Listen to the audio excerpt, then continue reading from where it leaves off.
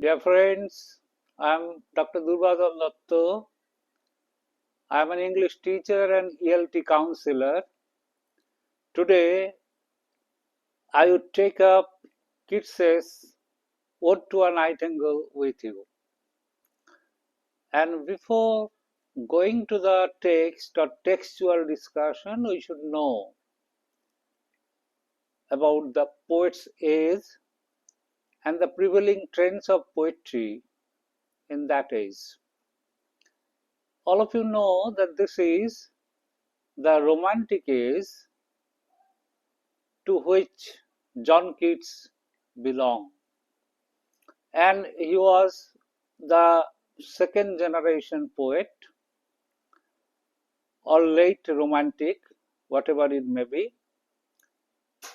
Romantic poetry, as you know, is marked by strong focus on emotions and imagination. Individuals' subjective experience, exploration of beauty in nature, inclination towards exotic and supernatural, nostalgic feeling for the past, aesthetic beauty, spontaneity, music and harmony, use of common everyday language. These are the features. And you know, Wordsworth defined poetry as the spontaneous overflow of powerful feelings recollected in tranquility. The sublime is one of the most significant concepts in Romantic poetry. It refers to the use of language and description that excites thoughts and emotions beyond ordinary experience. Melancholy is another important ingredient. And you know, there prevailed medievalism, that is fascination for exotic, remote, and the obscure, and Hellenism, that is allusion to the art, literature, and culture of Greece. Romantic poetry started its journey by opposing the objectivity of the neoclassical poetry and laid emphasis on subjective feelings of the poet.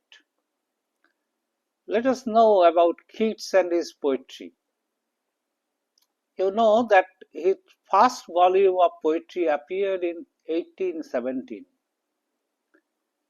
In 1818, Endymion was published, and from this time onwards, Keats's sky began to darken.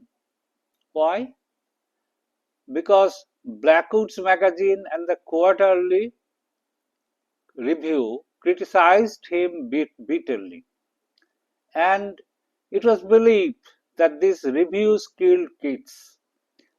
But this is not a complete error, not a complete truth, for he was not that sort of man to be struck down by any hostile criticism or article.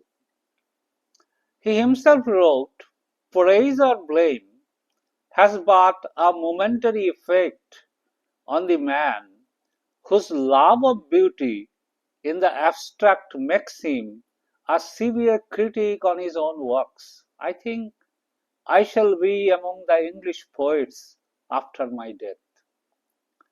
And later in 1818, a heavier blow fell on him.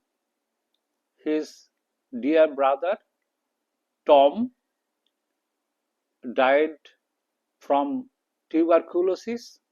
Keats himself nursed him dearly. Tom died on 1st December 1818. For escape from the lonely thoughts, he went to live with his friend Brown, Charles Brown, in Hampstead. He also, by this time, fell in love with Fanny Brawne. but he got little comfort from his love.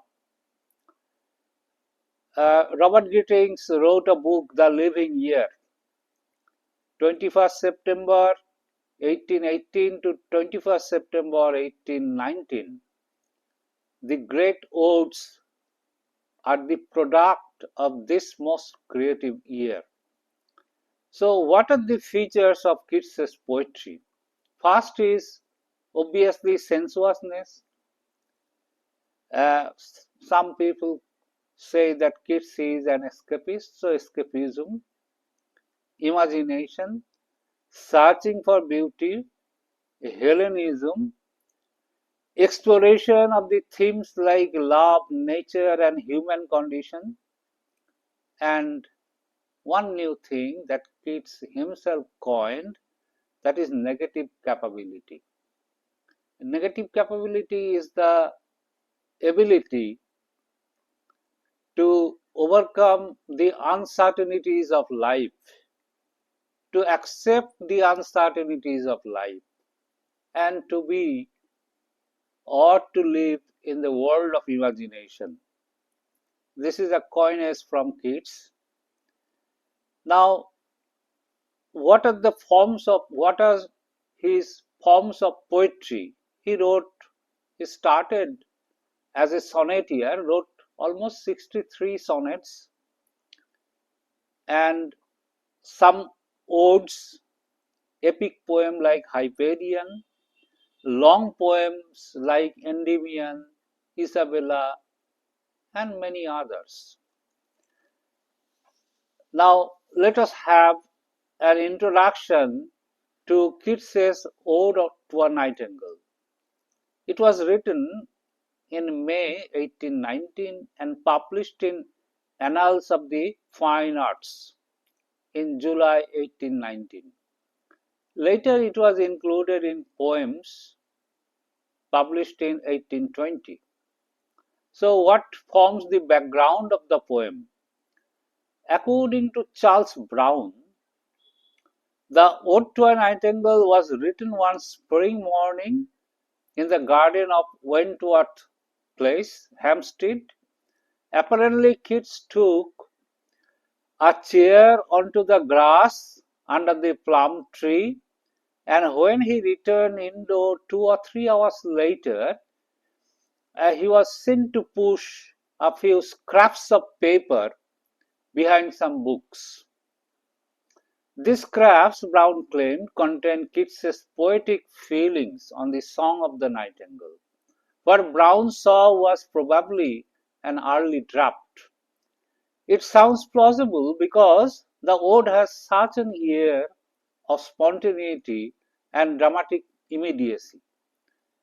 Like a Shakespearean soliloquy, it gives the effect of a profound personal experience actually lived through within the space of its 80 lines.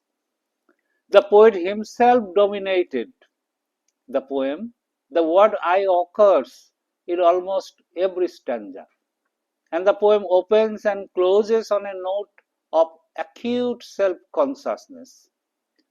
At the first reading of the ode appears to be a perfect example of Wordsworth's definition of poetry, spontaneous overflow of powerful feelings. So let us see how Nightingale is associated or taken up in literature. It should be remembered that the bird nightingale, whose song is heard chiefly at night, had been a traditional subject for poetry from the Middle Ages. In classical legend, a nightingale or Philomel literally means lover of song, was a beautiful girl whom the gods turned into a bird after she had been raped and had her tongue cut off by her attacker. Hence the association with melancholy and with unhappy love, which figures in many poems about the nightingale. In Il Penseroso, Milton called the nightingale most musical, most melancholy. But both Wordsworth and Coleridge, in poems which Keats probably knew well, reverse the tradition of the melancholy nightingale and describes its song as an exuberant outburst of joy. In O Nightingale, Wordsworth referred to its tumultuous harmony and fears, and in The Nightingale, a conversation poem, the song reminded Coleridge that in nature there is nothing melancholy, and seemed always full of love and joyance. For them, as for many poets before them, the Nightingale song was a source of poetic inspiration and a stimulus to meditation on nature, love, and mortality. So, in making the apparent happiness of the Nightingale song the focus of his longing to escape from the world of human suffering, uh, Keats is actually creating something individual and personal out of a long established poetic tradition. In another sonnet to one who has been long incipient, Keats writes, returning home at evening with an ear catching the notes of Philomel. While reading the poem, we should keep in mind the biographical context. How is the text related to the personal life of the poet? We should remember the historical context. We should read the text and take into account literary context, that is second generation romantic poetry, and whether we get the flavor of romantic poetry in the poem or not. And we also should take into account poetic devices, form, lyric or ode, whatever it may be. We should note down the themes, structure, meter, and rhyme scheme. That should be our motto. Uh, Now, pass on to the next part, that is a journey through the text. At the beginning, poet finds himself in a state of painful lethargy, almost as if he had taken poison or drugs and was sinking into unconsciousness. But this is not caused by the jealousy of the nightingale's happiness, but perhaps to the reader's surprise, by an excessive delight in the bird's song of approaching summer. In the second stanza, he longs for wine, with its association of Mediterranean sun and pleasure, to help him vanish with the nightingale into the darkness of the forest. In the third stanza, he enumerates all that he would like to forget of the world's suffering, misery, illness, old age, and premature death, the fading beauty, and the brevity of love. In the fourth stanza, he reaches the nightingale with the aid not of wine, but of poetic imagination. Although there is a moon, little light filters through the dense foliage, and he can identify the different woodland flowers by their scents alone. In stanza 6, as the poet listens to the song of the nightingale, in embalmed darkness, he feels that this world to be perfect moment to achieve his previously felt desire to die. Stanza 7 opens with a sudden leap of thought. The poet claims that the nightingale is a creature that does not die. Its song has been heard throughout ages by rich and poor alike, by the exiled Ruth of the Bible, and even round the deserted shores of fairyland. But the word forlorn jolts him back to self consciousness. Imagination fails. The nightingale song fades into the distance, and the poet is left wondering whether his experience has been a vision or a mere daydream, and whether he is even now awake or asleep. So, with this, I conclude today. Next day, we will go through the text. Thank you.